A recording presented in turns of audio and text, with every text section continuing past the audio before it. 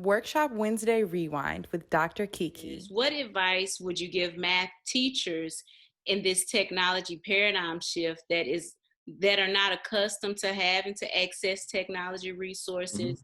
And how can they best support students and parents during this time? Like, what advice would you give us? That's $1 million question, actually. Okay. When I say that,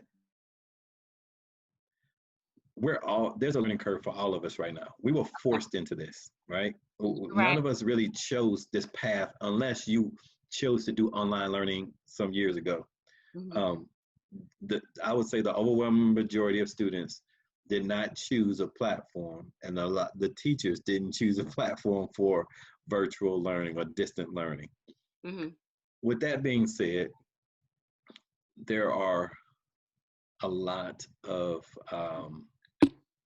web-based instructional programs, but also web-based teacher support platforms. Okay. Such as we just did a virtual PD last Friday. And so there's platforms that allow teachers to have synchronous communication with their kids, like Padlet. Padlet is a platform that allows you to have a dialogue with your students. You can pose a question and then have all the students submit a response on that one page of how they answer that question, right? There's also things like, are you familiar with Nearpod? Yeah, it's a virtual field trip. Is that the one that's like a virtual? It can be. It can be, but teachers can use Nearpod to actually create lessons.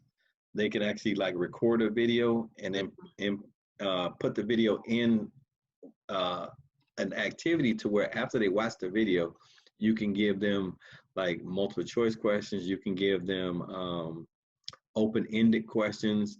You can give them like I was able to take a passage that I pulled off the internet and put the passage in and then create like a fill in the blank word bank. So I could just cut out a word and, they could put it in there. So there's a multitude of activities. The biggest thing with this online learning is engagement, right? Statistically speaking, when we first started doing home learning back in March, from March through like when summer hit, then there were national reports that said less than 33% of all school-age children had logged into any virtual learning.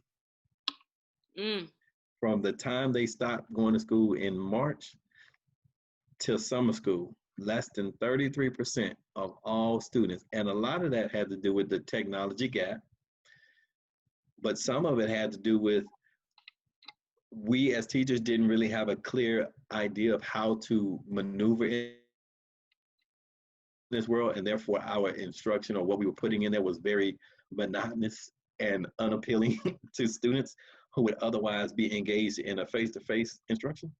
So they chose not to log in.